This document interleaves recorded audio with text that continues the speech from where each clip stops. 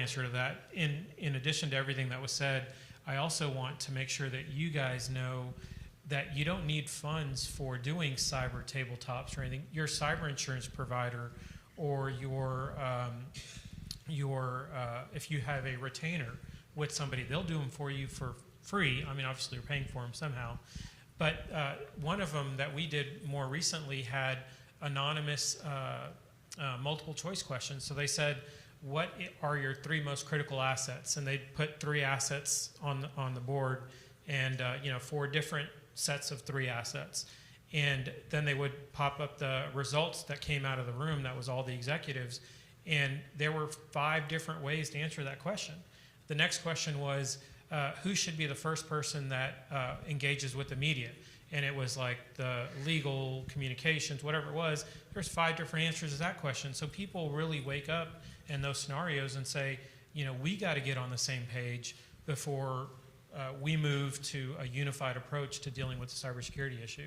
And so I would encourage you guys to take that back to your organization and do things like that, because if the leadership isn't aligned, it's going to be very hard to be resilient if something happens and you need to get everyone in a room and kind of make decisions very quickly. So I think one theme that you've heard through all of this is that we're having to talk to the business. A lot about cyber prevention has been, it's all technology stuff. It's all, our staff's ability to see the future, to protect against threats, to do that type of stuff. But where resiliency comes in, if the organization's going to continue their operations, you have to talk to them to figure out what they consider important, what they feel needs to be critical operations that are sustained even in the event of a cyber attack. And I think that's the one big theme that you've heard everybody say in different ways through the answer to that question. So here's like the $1 million question. How do you define success? So what is your criteria for that? And do you have an effective way, or do you think you have an effective way of measuring that success? So Selman, you want to start? That's the tough question. So my father always used to say the biggest room in the world is room for improvement. So you're never, ever done, right? So you do these things and you continue to improve. It's all about progression. So am I better than I was a year ago? And do I have the business leaders aligned? Do we have a process in place? Did we test that process? How resilient are we with our critical infrastructure? How quickly can we get back on if something goes wrong with this critical infrastructure? So it's always about progression. You're never going to be 100%, especially in cybersecurity, but you want to have those discussions. You want those leaders to trust you when you say something in the room about certain aspects of cybersecurity and how to be resilient. And it takes time.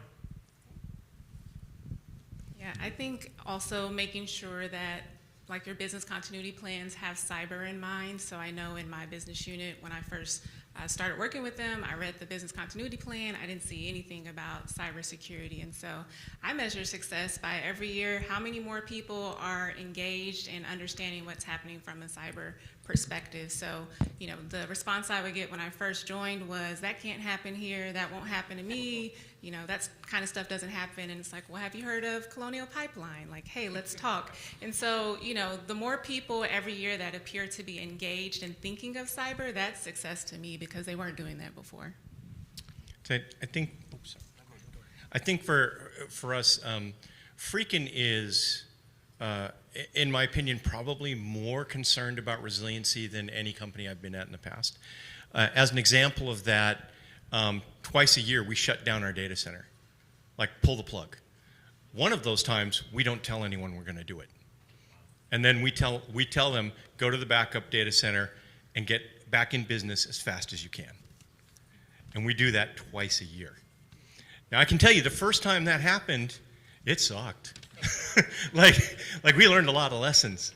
But now we're typically able to shut down our operational data center, move over to our backup data center, and be, 90% functional within a few hours. Right? But that's through a lot of painful practice. And the fact that we do it once a year without telling anybody we're going to do it. The senior executives know, but the IT departments don't. We just all of a sudden we notify them. All your stuff is down, and then we actually shut the data center down. So we measure part of our recovery capability by how fast and effective are we at restoring that. The other thing I do is with my own team, how many people in here have been through a major incident? Raise your hand if you've been through a major incident. If you've been through a major incident, or more than one, in your career, one of the things you learn, one of the things I emphasize very strongly with my own team is speed matters, right? The longer it takes you to figure out what to do, the more lateral movement, the more access, the more back doors that your adversaries are planting in your environment, and the more time they have to go after your Active Directory. And once they have that, then you're in trouble, right? You're talking about a full-on system rebuild across the board. One of the things you can do is think about some of those things. Like, if a bad guy gets in your environment, they're going to go after your Active Directory, right? That's going to be a target. So one of the things we do is we disconnect our core security tool authentication authorization from Active Directory. If Active Directory gets compromised, I still want control of my tools. Now, if you're running a single sign-on organization, it's really easy to say, hey, I'm just going to single sign-on. I'm going to run the same accounts I do for everything else, and I'm going to have those be my security tool accounts.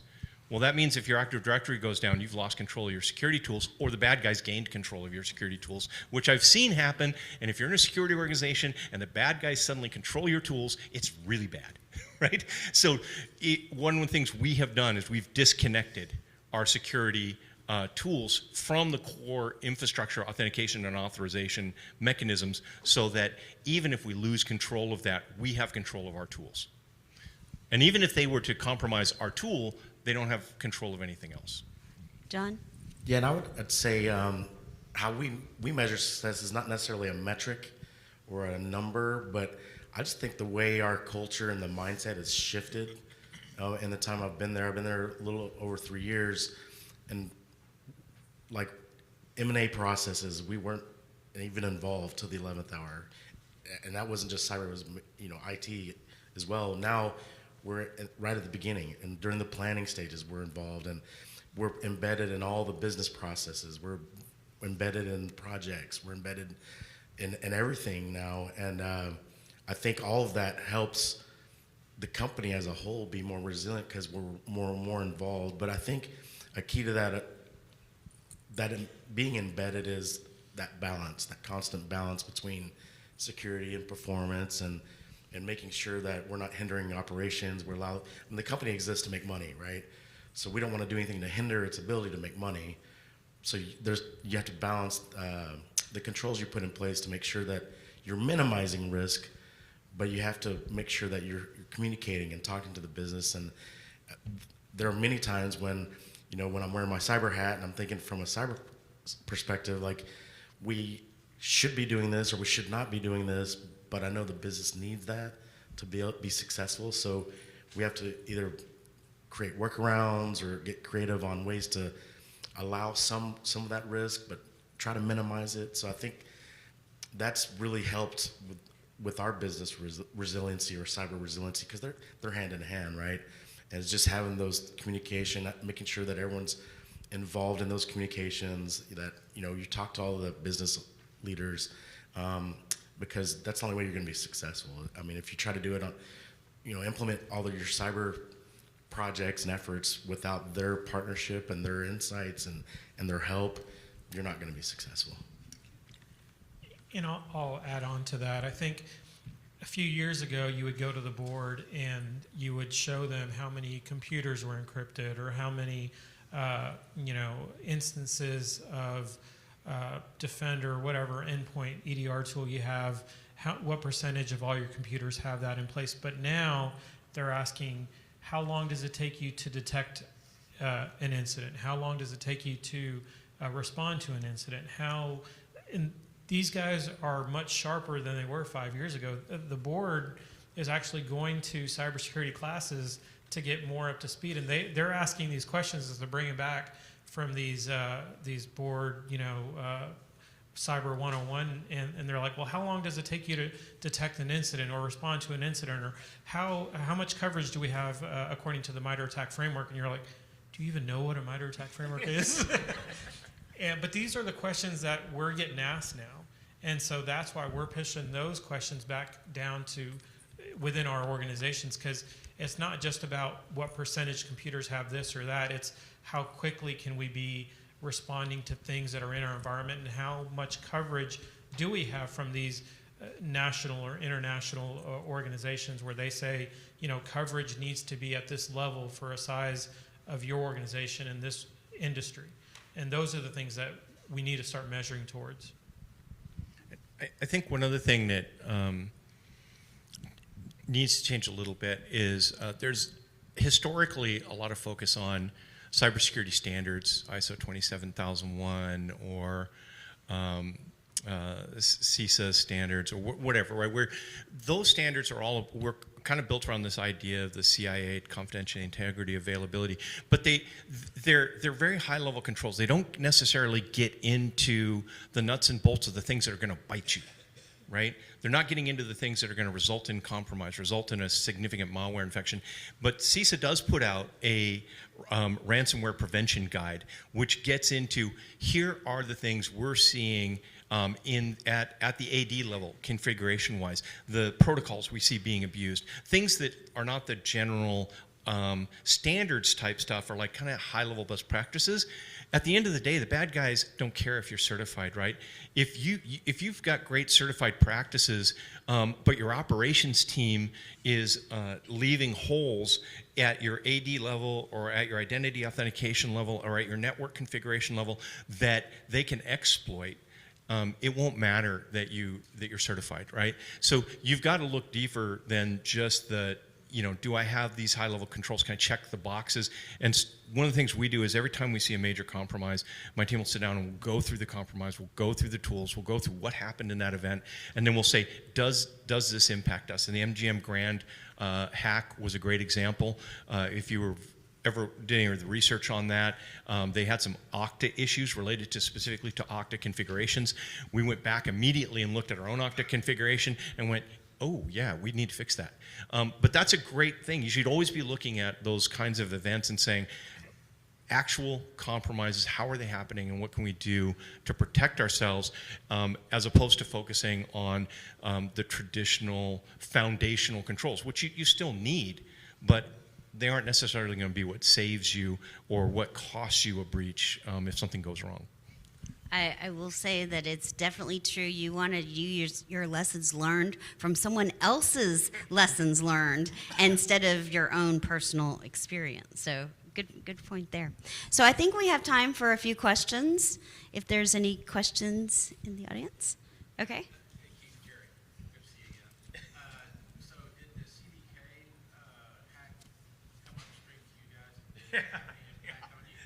So the question, you want to repeat the question? Yeah, so the question was about how my company was impacted by the CDK breach. How many people are familiar with CDK breach? So some people who are familiar with it not because they're in the automotive industry, but because they went to take their car in for a repair, and the mechanic said, yeah, all our computers are down, we have to handwrite your repair. Yeah, that was because CDK, which manages automotive business management systems and repair systems for shops and all of that, they got breached, and 16,000 businesses across the U.S. all went down because they relied completely on CDK. It was probably, and probably one of the most impactful breaches in U.S. history, but it was all in a very contained automotive industry space, so people didn't see it. So for us, we weren't directly impacted, but I would say a large number of the dealerships that because we're the distributor for Toyota, right? We have the dealerships franchised through us and they buy their cars from us. But a lot of the dealerships that we support went down. A large number of them went down and they were dead in the water. So from that impact, yeah. And then the recovery was very, I was on the phone with CDK every day for 3 weeks, and I would describe their cooperation level on a 1 to 10 as a 2. So that left us having to figure out how do we deal with this with the very little information that we were getting. We weren't really impacted by it specifically, but I'm sure a lot of our partners were. Right. Thank you. The lady in red, I think, had a question.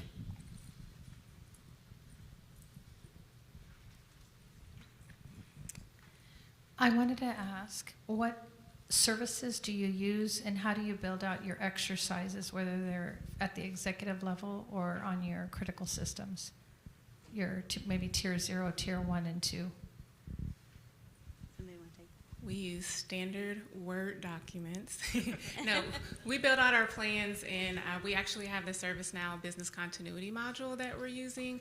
But a lot of times with our executives, we find videos are helpful, or even external speakers. So you'd be surprised, local law enforcement, the FBI, they love to come in and talk to company executives. So I would say use any resource you can externally to come in and help build your business case for why we need stronger resiliency plans. Yeah, Good we question. go ahead. No. And we also use we try to gamify, like I said, we try to make it fun and interactive. So I'm drawing a blank on the software, but it's basically they have a cyber range, and they also have, a way to set up tabletop exercises where it's kind of like a questionnaire, kind of like Salman was saying, like it's multiple choice, but it forces you to make decisions and take actions. But we also I would make it personal, make it, for the actual company, like Brittany was saying, like we'll have an AI generated video of our CEO saying something, or we'll have, different newsletters or something, claiming that, one of our partners was compromised, or people were talking to the media about anything you can do to kind of make it personal and make it like about your company and not just generic helps too. So you haven't used I'm aware of immersive labs. They kind of. That's it. Okay, that's the way. Immersive labs. I've met with them, but you also build out your own incidents and expand those as well, right? Okay, that's good. I also want to mention, if you're on a budget, right? You can't bring someone in we'll hire a professional service to come in and run our crisis management exercise. What we found out this last year while working with our finance team is almost every business has a bank that they do with. We were talking to the bank about the fact that we wanted to have them help us work through a cyber exercise, and they're like, "We'll help you. We'll run one for you.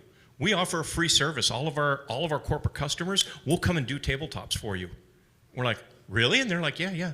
So if you're looking to run a tabletop, run an exercise for your business, and cost is an issue, get with your finance team and have them contact your primary finance, your bank, who your bank primary the business deals with. A lot of the banks, we didn't know this, I didn't know this until last year, a lot of the banks offer this as a free service.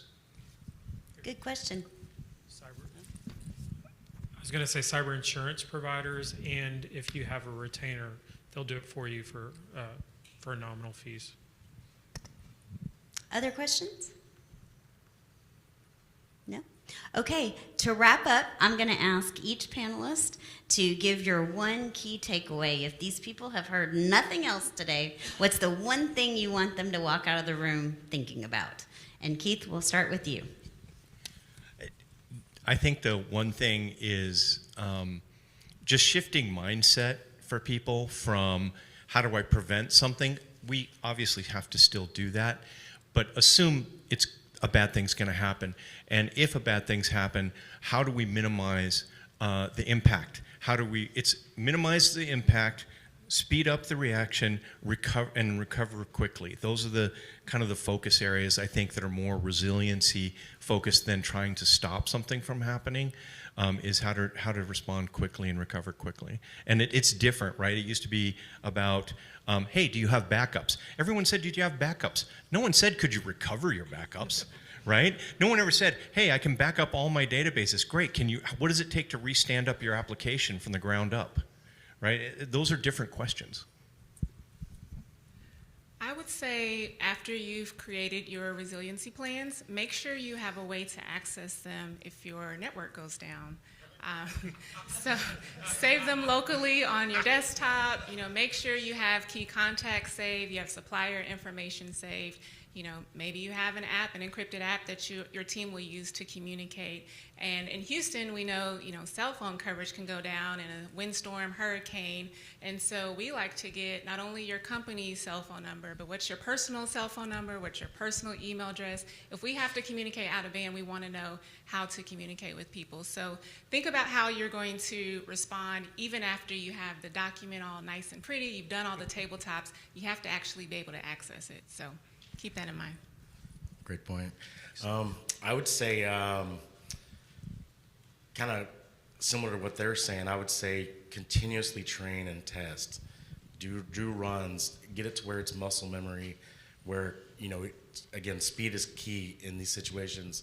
So make sure you're ready for that. Make sure you practice that.